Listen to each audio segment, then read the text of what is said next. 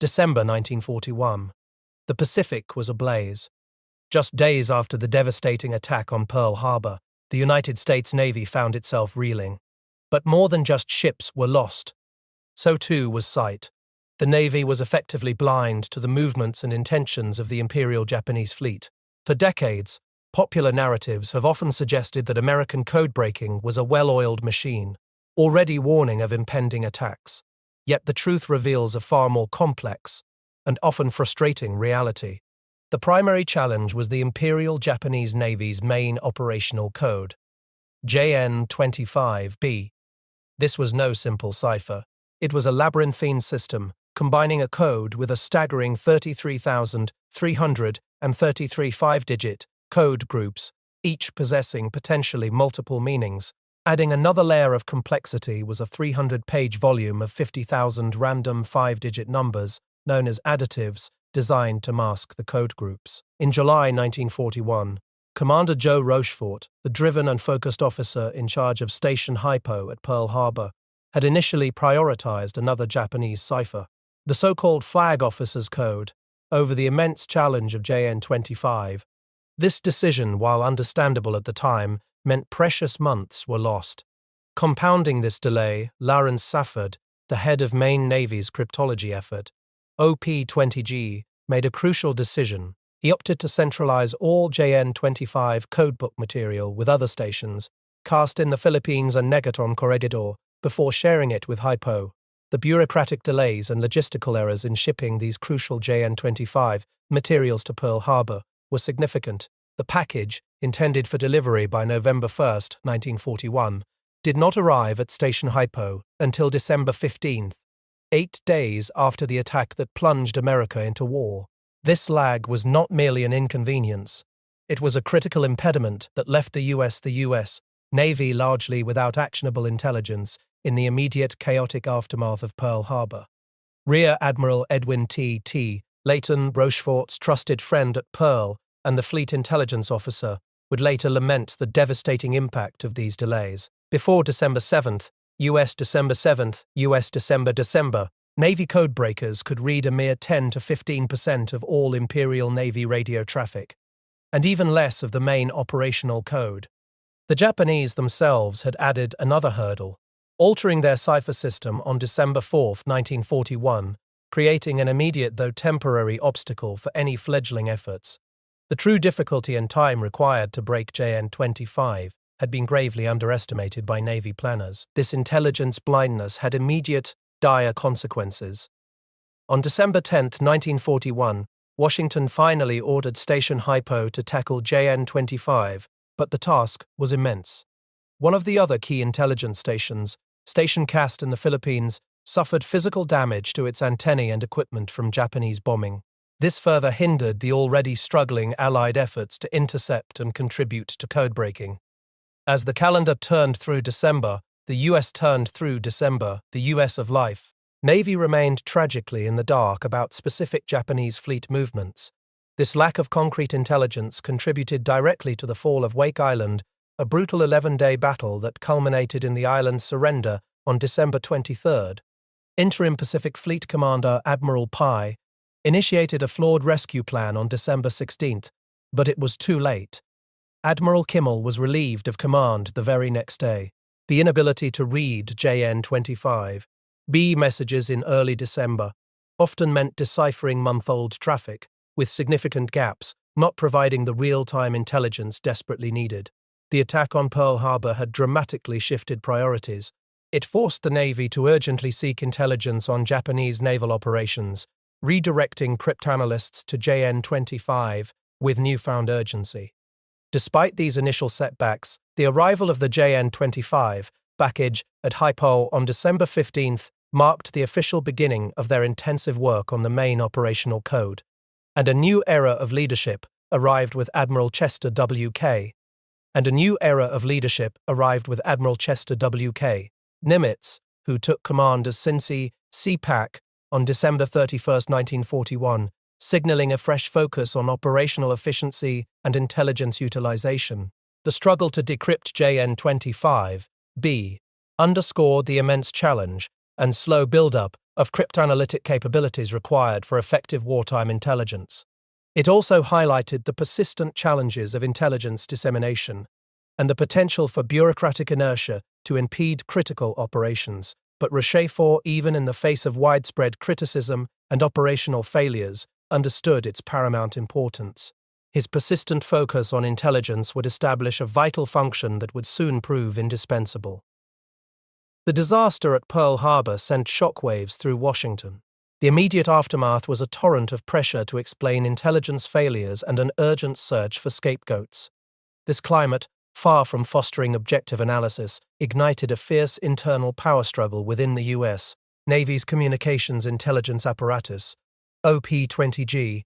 The accepted narrative often simplifies the intelligence failure to a lack of effort or a single glaring error. However, newly examined records reveal a deeper, more insidious truth. The reorganization of naval communications intelligence was driven as much by internal ambition and a melee for control as it was by a rational assessment of shortcomings. Indeed, it would profoundly impact the careers of pioneering cryptanalysts like Lawrence Safford and Joseph Rochefort. Safford, the very leader of OP-20G, made an initial attempt to reform his department on January 23, 1942. His memo proposed a significant reorganization, splitting intelligence functions from security. In an unusual move, he requested to lead the less prestigious Security Division, OP-20Q. This seemingly straightforward proposal unintentionally triggered a review and a flurry of counter-proposals.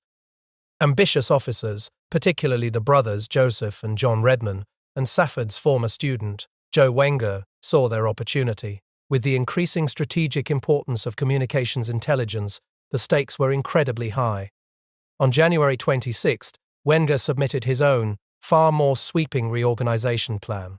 It aimed for greater centralization, a move that directly threatened the operational autonomy of units like Station Hypo at Pearl Harbor. A crucial turning point came with the intervention of Vice Admiral Frederick L.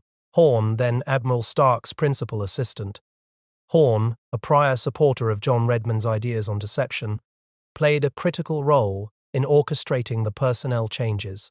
He effectively engineered John Redman's ascent to head OP-20G. On February 12, 1942, the announcement of new leadership for OP-20G sent a clear message: John Redman and Joe Wenger were now in charge. Safford, the architect of so much of America's cryptologic prowess, was effectively sidelined. This shift in Washington foreshadowed future challenges for Rochefort. Admiral Lee Noyes, then Director of Naval Communications, clashed directly with John Redman over directives concerning deception. Horn's subsequent intervention to remove Noyes on February 24, 1942, illustrated the raw power plays at work. Noyes' reassignment to the Pacific solidified the new power structure. Rochefort, despite seemingly escaping official censure for the Pearl Harbor debacle in his fitness reports, was now indirectly impacted. His ability to report directly to the fleet commander, a cornerstone of his operational effectiveness, was now imperiled by this drive for centralization. For decades, Rochefort himself insisted that the Japanese did not practice radio deception. However, newly examined records reveal a different truth. The Imperial Japanese Navy employed sophisticated radio deception using phony signals from the target ship, Setsu, and various shore stations. This was specifically designed to mask the movement of Admiral Nagumo's First Air Fleet, the Kaido Batai, under strict radio silence. This deception, coupled with the inherent limitations of traffic analysis, likely contributed to U.S. June 8 intelligence miscalculations. In early November 1941, Station Hypo and CAST had correctly forecast a Japanese offensive in Southeast Asia. Yet, around December 1st, the Japanese carriers seemed to vanish from tracking. Rochefort's estimation of 3 or 4 carriers in the Kaido Batai for the Pearl Harbor attack ultimately missed the true number, 6. This was not incompetence alone. Traffic analysis, while crucial when direct code-breaking was impossible, was inherently blind to radio silence or subtle changes in fleet configurations without corresponding call sign alterations. When Rochefort testified before the Roberts Commission on January 2, 1942, the whispering campaign about intelligence failures was already in full swing. The focus on internal politics and power struggles may well have overshadowed a more objective assessment of intelligence capabilities. and the true nature of Japanese deception. It was a potent reminder that in the crucible of war, personal ambition could sometimes obscure the overarching mission. Amidst the political turmoil in Washington, back in Pearl Harbor, Commander Joe Rochefort issued a stark directive to his team. Forget Pearl Harbor. It was a command to move beyond dwelling on the past and to focus relentlessly on future offensive operations. The Roberts Commission, which submitted its findings to President Roosevelt on January 23, 1942, had found Admiral Kimmel and General Short in dereliction of duty. For Rochefort, who saw them as scapegoats for higher-up failures, this fueled his disillusionment. He knew the true nature of the intelligence struggle was far more complex. Washington had ordered Hypo to tackle JN-25 on December 10, 1941. The workload was exploding. Hundreds of Imperial Japanese Navy messages poured into the basement each week. The intractable code, combined with the sheer volume of intercepts, overwhelmed Rochefort's limited staff.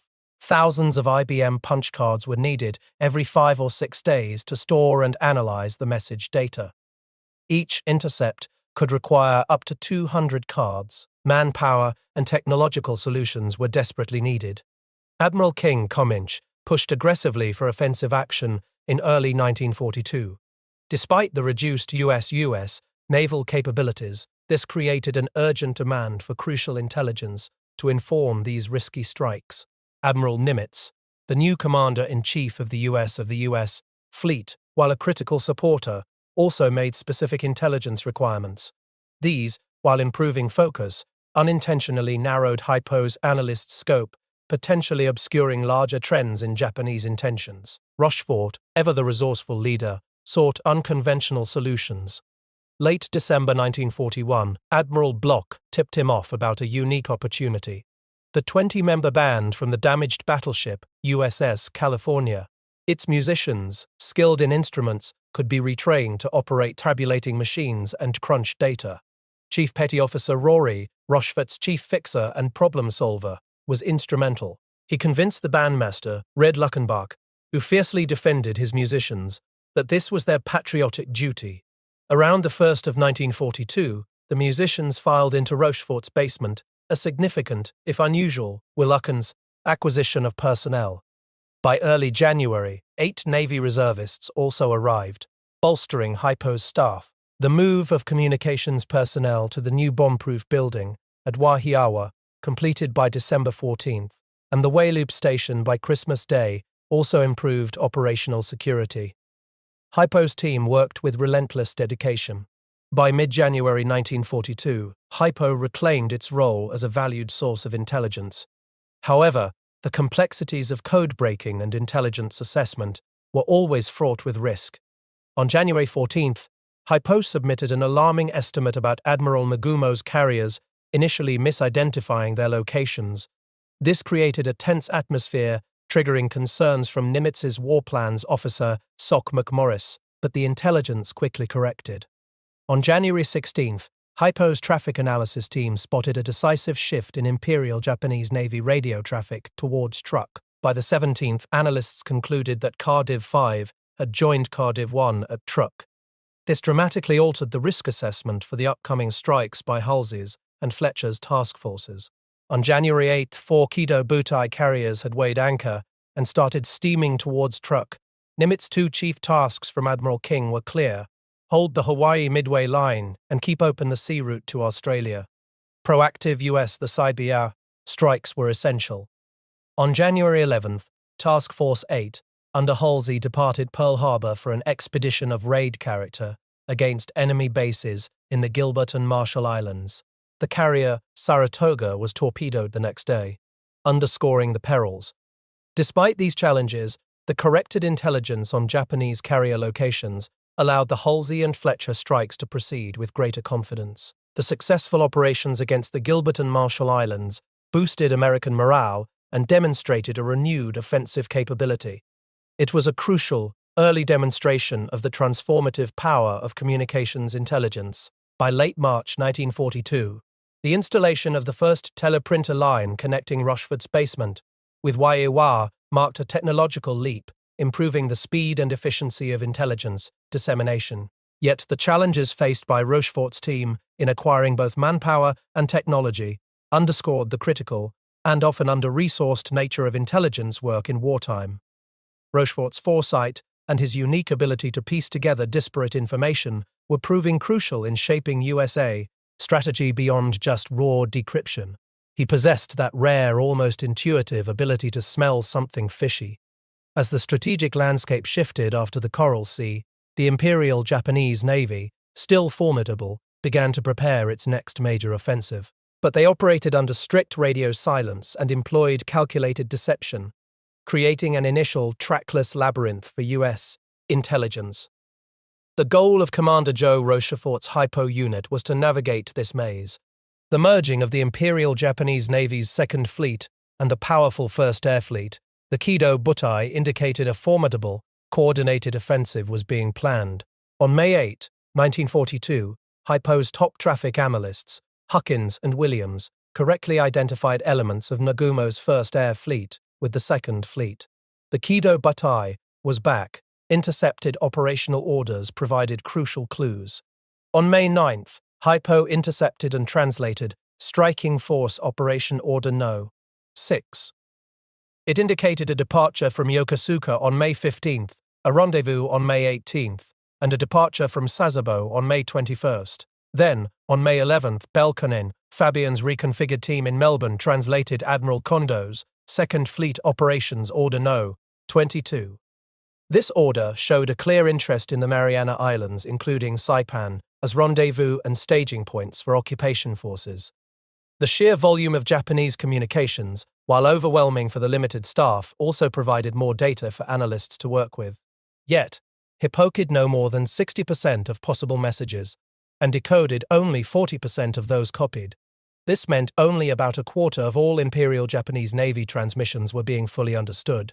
The crucial, persistent analysis of coded geographic designators, specifically AF, and its historical association with Midway, became the linchpin of the entire intelligence effort. Then came May 13, 1942.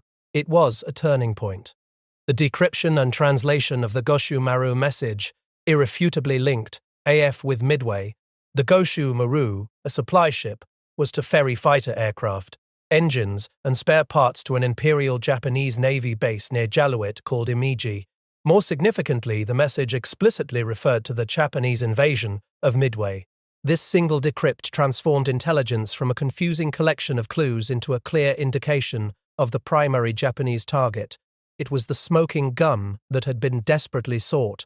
The intelligence ultimately led to U.S. Navy planners, and specifically Admiral Nimitz, becoming a convert to Hypo's Midway analysis. It fundamentally shifted strategic focus from the South Pacific to the immediate defense of Midway. This critical breakthrough prompted a heightened state of alert, a fleet-opposed invasion warning in both Hawaii and the Aleutian Islands. The deciphering of the Japanese plan provided a critical intelligence advantage that would allow the U.S. advantage to prepare for and ultimately win the Battle of Midway. The demands on the intelligence analysts were immense. They worked relentlessly, often for 48 to 72 hours straight. Analyst Dyer, refuting later claims of amphetamine use, described the use of medication to simply stay awake and relieve the stress-induced pain. It was a grueling personal toll, underscoring the profound sacrifices made in the unseen battle of wits and intellect. Even with Admiral King's revised assessment, deep-seated animosity and a struggle for authority between Station Hypo at Pearl Harbor and OP-20G in Washington continued to fester. This internal discord nearly compromised the U.S. strategic advantage at the Battle of Midway. For decades, the narrative has often simplified USA conditions, intelligence as a cohesive, unified force. The truth reveals a fractured and politically charged environment. Commander Joe Rochefort, fiercely dedicated, held a low opinion of his Washington counterparts, derisively calling them clowns. He remained unyielding in his conviction that AF was Midway. In Washington, John Redman, head of OP-20G and not a trained cryptanalyst, was perceived as leveraging his brother's influence. He, along with Commander Redfield Rosie Mason, a brilliant linguist, were significant dissenters. Mason particularly challenged the identification of AF as Midway, reflecting differing analytical approaches and a lack of confidence in Hypo's methods. Admiral Turner, Director of War Plans, a powerful figure known as Terrible Turner, further complicated matters. Driven by an ambition to consolidate intelligence evaluation within war plans, he too challenged Hypo's findings, creating further division. Turner, along with some at OP-20G, believed the K campaign, the larger Japanese operation, was distinct from the AF campaign. This bureaucratic inertia and these power plays threatened to derail the entire US defensive strategy. However, Hypo's early and consistent identification of AF as Midway was based on solid evidence. The correlation of AF with American possessions in the Central Pacific, particularly the Hawaiian chain and its link to A category reliability, positive, confirmed by multiple sources, solidified Hypo's conviction.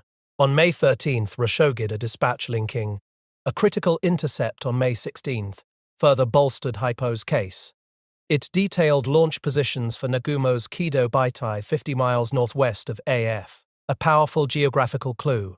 Then, on May 19th, Hypo analysts processed high-priority dispatches. These included reports of fleet elements for MI, the Midway occupation, holding conferences and departing for rendezvous.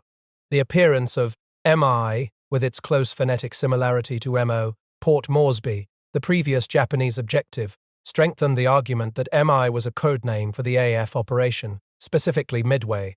Despite this mounting evidence, skepticism persisted. General George Marshall, Army Chief of Staff, remained deeply skeptical of the Midway intelligence, fearing a Japanese trick.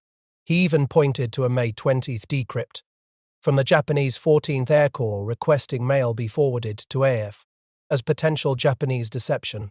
It was at this critical juncture that Jasper Holmes, a brilliant analyst at Hypo, conceived an audacious plan: the freshwater ruse.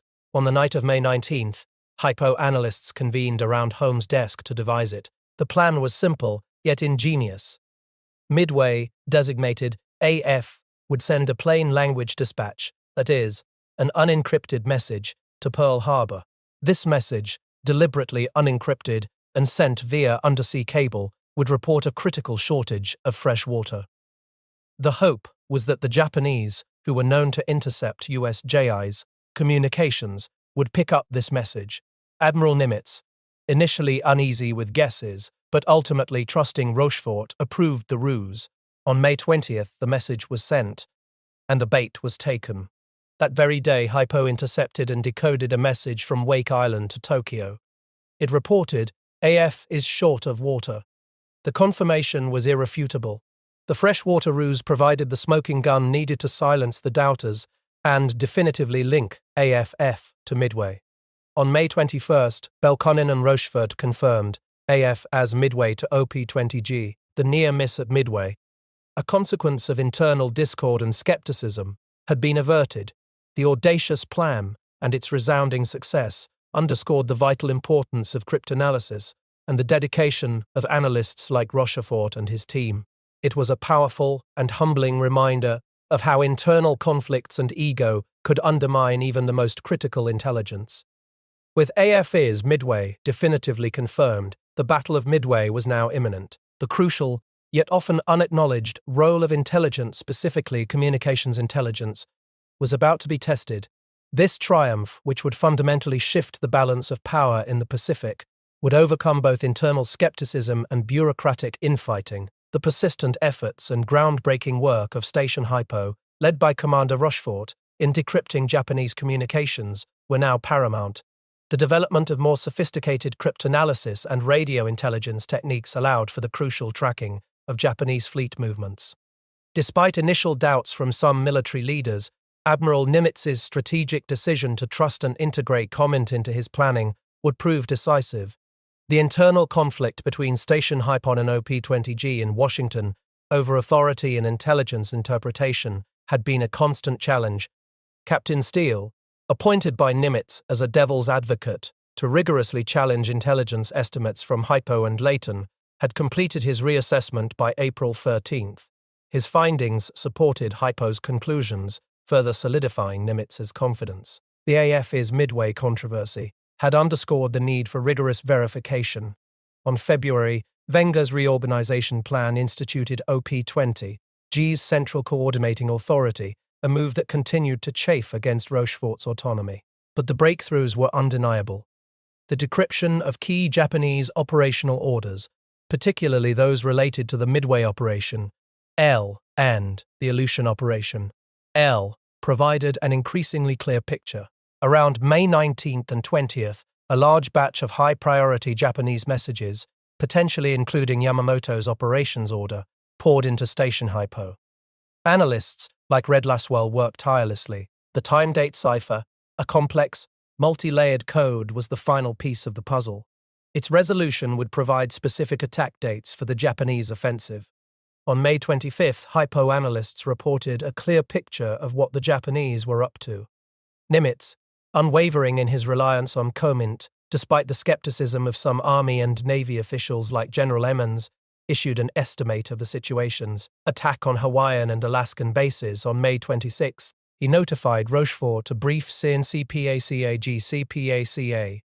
In the early morning of May 27, the breakthrough came. Hypo analysts Joe Finnegan and Ham Wright solved the time-date cipher. Their solution provided precise attack dates: June 4 for Midway and June 3 for Dutch Harbor in the Aleutians. A crucial element of Nimitz's plan was the swift return and recovery of damaged U.S. carriers. The carrier Enterprise arrived at Pearl Harbor on May 26. The damaged Yorktown, due to arrive in the early afternoon of May 27, was deemed repairable, a decision influenced by intelligence of Japanese perceptions of U.S. perceptions. Strength. Nimitz ordered strict radio silence for returning carriers and task force planes on May 21. He also used radio deception, for example, the Tangier's simulated bombing of Tulagi, to mislead Japanese intelligence about U.S.'s day, carrier strength.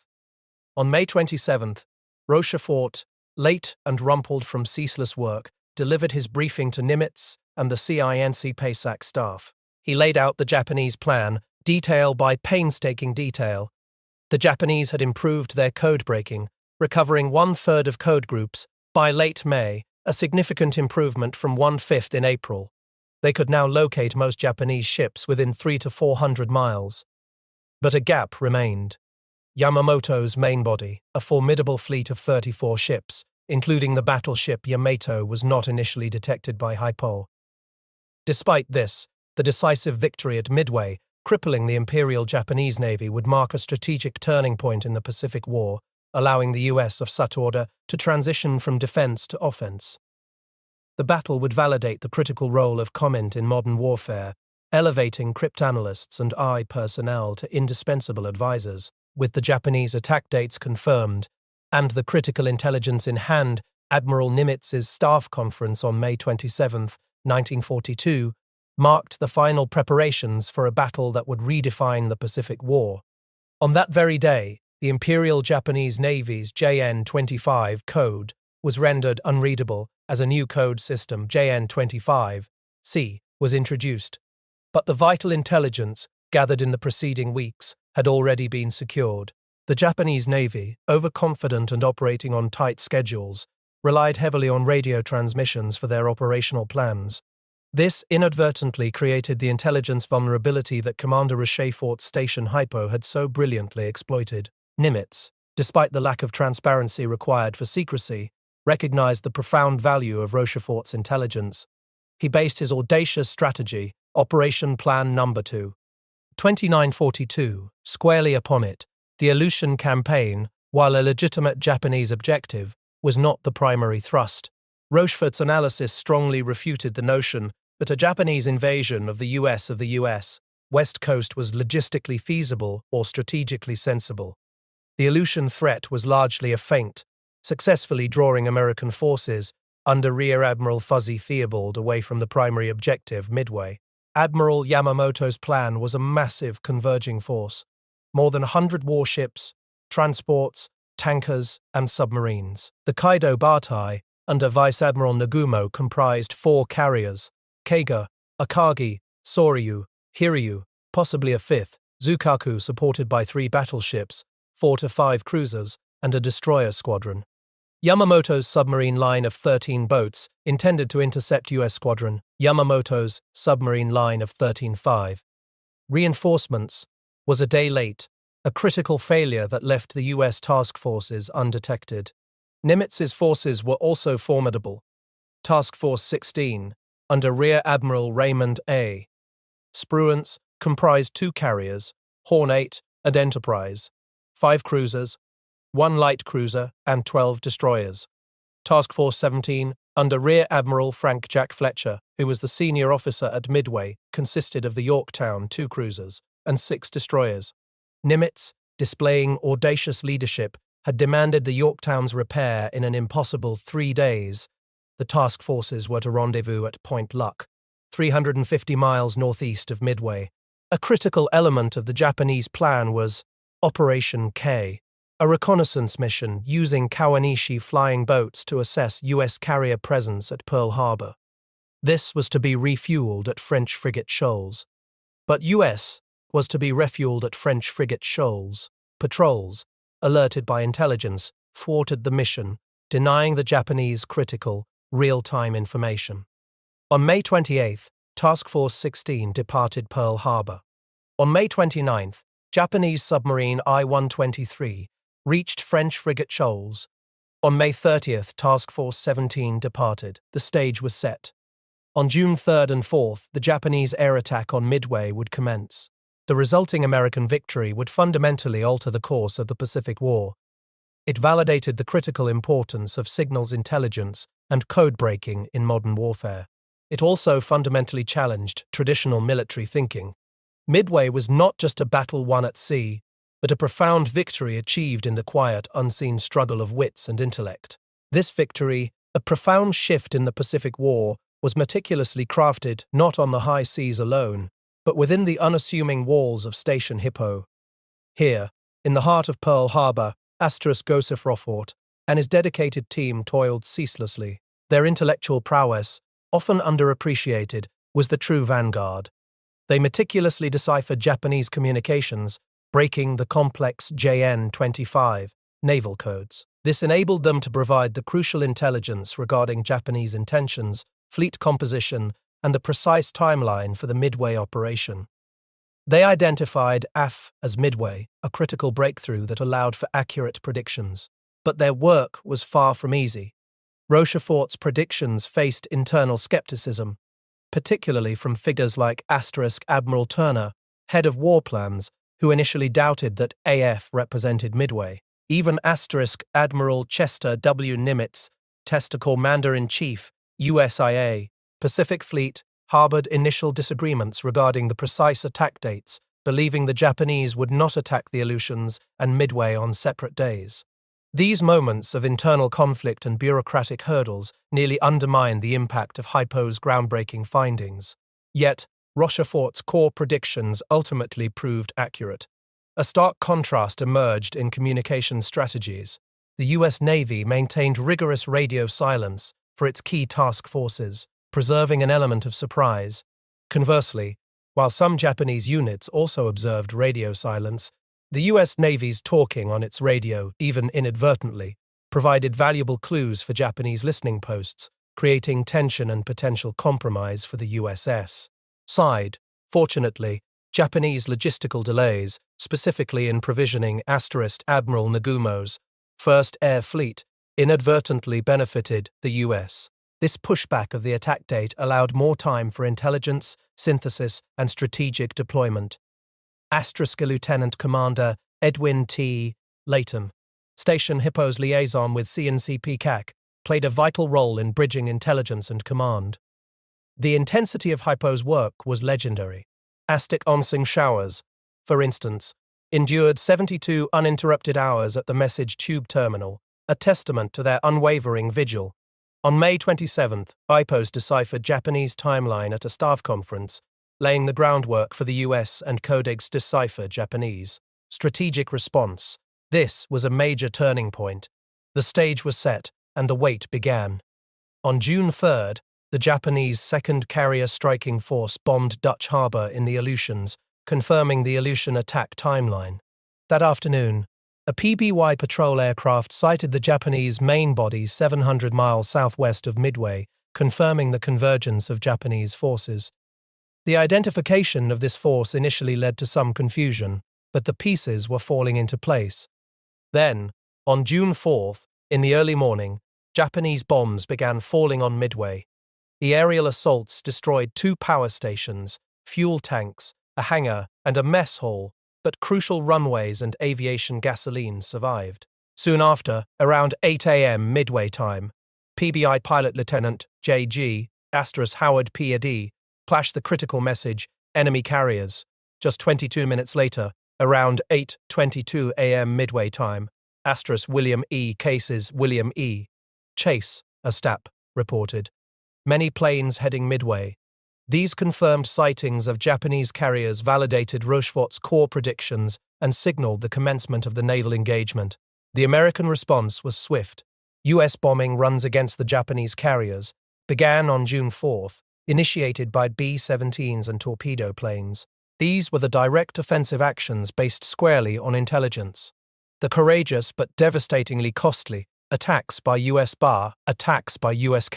torpedo bomber squadrons VT-8, VT-6 and VT-3 were critical. Though they suffered catastrophic losses, these brave pilots flying Devastator torpedo planes drew Japanese Zero fighter defenses away from the critical attack vectors. This selfless sacrifice inadvertently paved the path for the devastating effectiveness of U.S. dive bomber attacks. Dive bombers from the Enterprise, led by Lieutenant Commander C. Wade McCluskey, and the Yorktown, under Lieutenant Commander Maxwell F. Leslie, a STEC, appeared over Nagumo's carriers around 10:15 a.m. local time statistic. Their appearance was opportune, a fortuitous sighting of a returning Imperial Japanese Navy destroyer by the Enterprise Air Group had led them directly to the Japanese carriers. The pilots plunged, unleashing hell. The distinct touch on the key of the Akagi's operator, previously recognized by Rochefort's radioman, now transmitted reports of overwhelming damage. Initial reports were dramatic, with Admiral Spruance indicating all 4 Japanese carriers were badly damaged, creating a surge of hope at Pearl Harbor. But the danger was far from over. The battle was not a swift, clean victory. Around 2:44 p.m. Midway time, the Yorktown was bombed a second time, a stark reminder of the ongoing peril and the premature nature of early optimistic assessments. Yet the devastating blows delivered to Nagumo's Kido Butai, comprising 4 carriers, were irreparable. Around 5 p.m. Midway time of HEU, the last remaining Japanese carrier to launch attacks, was found and attacked. As dawn broke on June 5th, Dai Pass Nagumo sent a striking force battle report detailing his carrier's losses. The definitive confirmation of victory came through brave eyewitnesses. Ensign George Gay Jr., the sole survivor of Lieutenant Commander Waldron's doomed torpedo attack, provided a crucial account of the Japanese carrier's burning, a definitive validation for USA command. Another PBY pilot, Ensign Ted Thewson, spotted 3 burning Japanese carriers, further solidifying the grim reality for the Imperial Japanese Navy. The Supreme Commander, Admiral Yamamoto, made the agonizing decision to cancel the Midway invasion. This critical strategic pivot was directly influenced by the catastrophic losses incurred by his carrier force. Midway marked the turning point of the Pacific War, allowing the United States to transition from defense to offense. The battle inflicted irreparable damage on the Imperial Japanese Navy's carrier strength, crippling its offensive capabilities. This victory underscored the vital role of signals intelligence, comment, and demonstrated the effectiveness of cryptanalysis in warfare. It solidified the importance of intelligence agencies like Station Hypo, vindicating Rochefort's methods and prescience. The battle was not solely a victory of naval strategy or brute force, nor simply a stroke of luck. It was a triumph of intellect, a testament to the unseen struggle of codebreakers, facing internal conflicts and skepticism. Midway fundamentally shifted the balance of power, a profound victory achieved in the quiet, unseen struggle of wits and intellect.